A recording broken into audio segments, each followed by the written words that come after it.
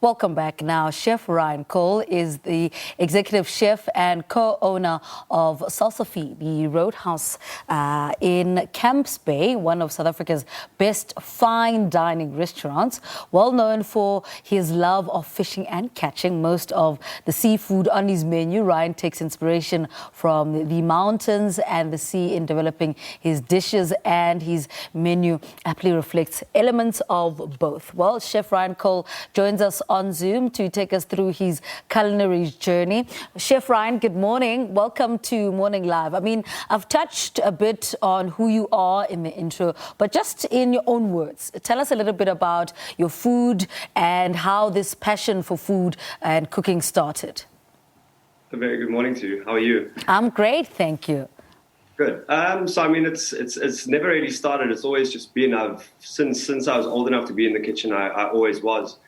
Apparently, the rumors go all the way back to in play school when I was 3, 4, 5 years old, and they would find me in the kitchen helping the lunch lady prep peanut butter sandwiches and oras for the rest of the kids at play school. And then as I was old enough, I started doing sort of days at hotels and just never left. So in high school, we had to do an industry week. And I chose to do it at a hotel in Cape Town, and then went there for the week, and then on the weekends just kept going back, and then eventually the executive chef said, well, you're not going anywhere, so we might as well keep you. And I started an apprenticeship and then just never really looked back. Mm-hmm. Now, you come from a family of fishermen, and that shows in your food and the seafood you serve at your restaurant. Tell us a little bit more about that. Yeah, so growing up, my dad was a commercial fisherman he had a ski boat called Mammy Blue. So all our memories of growing up are always based around the ocean and based around the sea and, like catching, cooking. And so we were brought up with a massive respect for how much hard work actually goes into catching and preparing fish and that sort of chain.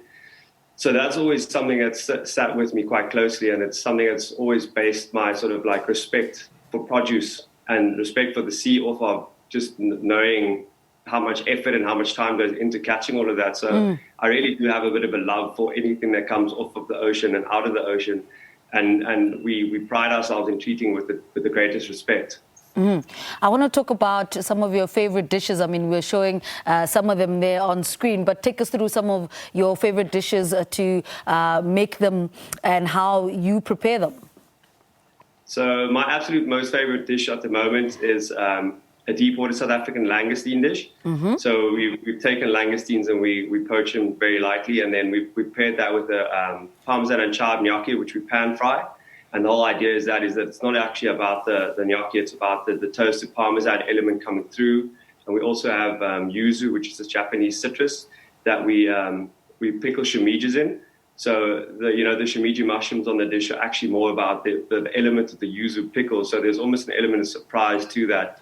So everything we do, we try to keep it as pure as possible, yet play off the sort of the unexpected, like, oh, okay, cool, it's a mushroom, but actually it tastes like a pickle. So you're getting elements of citrus through there, which kind of marries to the freshness and the sweetness of the langoustine.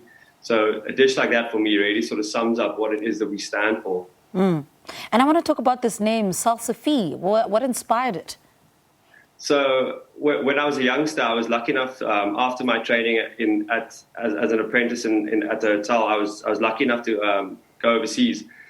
And I worked at this 2 Michelin star restaurant in London. And salsify is a hideous-looking vegetable. It's basically, if you can imagine, like a sort of thin black carrot. And then it's sandy, it's gritty. And the first time I saw it, I was like, what is this? Surely this is a joke. And then basically our executive chef showed us how to prep it. So you peel it down, it's this beautiful white color. And then we cooked it in the sous vide with like this burnt butter. And it came out, and it was just one of these moments where I tasted it and I was like, wow. It was like one of those things where the world stopped for a second. And it was pretty much like the RoundHouse, because the first time we walked in there, it was a little bit dilapidated and unloved. So we walked in and we were kind of like, I was like, what is this? Surely not. And then, like I saw the potential in it, and that's where the name stemmed from, because it's not exactly as it seems, which is why the name made sense. Yeah.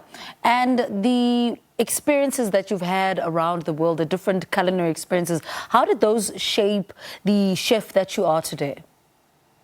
Well, I think 10 years ago, South Africa was very much on the sort of back foot of the culinary industry. But I think as time goes on, we've sort of grown into our own identity, and it's now very much a place to be. And all my experiences through London and everything else gave me a very good technical base to work off of.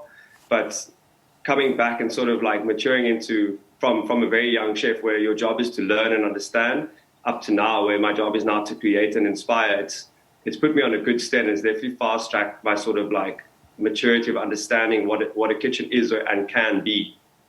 And how much of your business skills need to come in there, because it's one thing to be a chef, you love food, you know everything about food, but then there's the day-to-day running of this baby called business.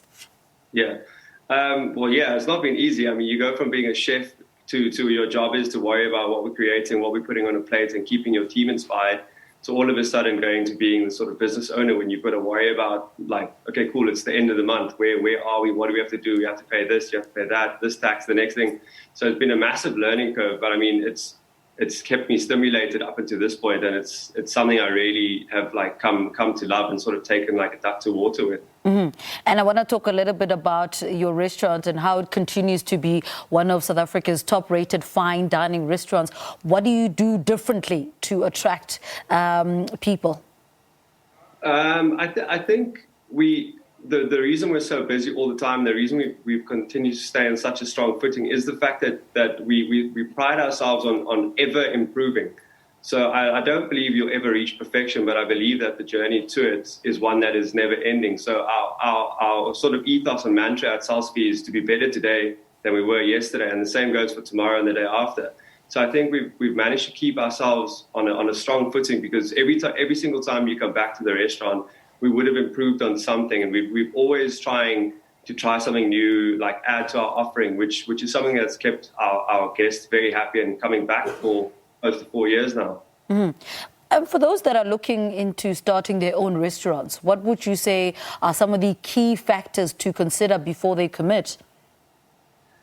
Do your research, understand your market, and realize that opening a restaurant is not the easiest thing in the world to do. I think it's quite difficult, and loving cooking is not the same thing as running a successful restaurant, because there's a lot more to it. But I think it's important to note that it is very much about your team, and you are only as good as your team is. So without the right team of people around you supporting you, you don't have a very long road. So, Chef Ryan, Sims and I are coming for lunch. What are we having today, Sunday lunch?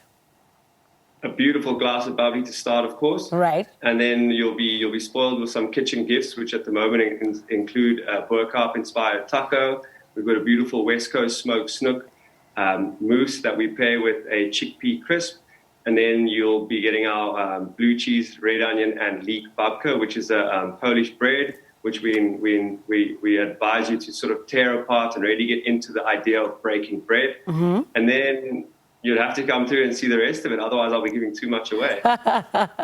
Giving too much. Well, you know what, Chef Ryan, thank you so much for talking to us. You know what, I'm hungry already looking at that already. In fact, I want you to take us through some of the meals that we are looking at. I mean, this picture, for instance, what are we looking at the moment? So that is your West Coast smoked snook mousse. And on the right-hand side of it, you've got your chickpea crisp. On the top, you've got trout roe and calamansi, which is a citrus. And you've got microcress, and then we call that a braai powder. We basically take kale and we smoke it over the fire. So it takes on this beautiful braai flavor, and then we dehydrate it and turn it into a powder. So the smokiness of the kale comes through in that? Exactly. All right. I want to change to the next one. Let's see if we can talk quickly through this one. Talk us through this one. So that you've got asparagus, artichokes, which we preserve at the start of summer. It's artichoke season, so we get all our artichokes in, we preserve them. And then we char grill them, and then you've got a chive and parmesan gnocchi, and then you've got a truffled butter emulsion. We are salivating already as it is. And this next one, this looks like mushroom, is it? No, so this is venison. So we use springbok at the moment from a place called Wintershoek, which is up north. And then we pair that with a liver and cocoa jus, a hazelnut curd, and a stuffing of chipotle and liver. And usually venison has that gamey taste. How do you get rid of that? We cook it to perfection. Of course, like what we're looking at right now is perfection. Thank you. What is this as well? Which one? What are we looking at the moment? Can you see it? No, go back. Let's see. There we go. So what that is it? is our nectarine and sheep's milk dessert.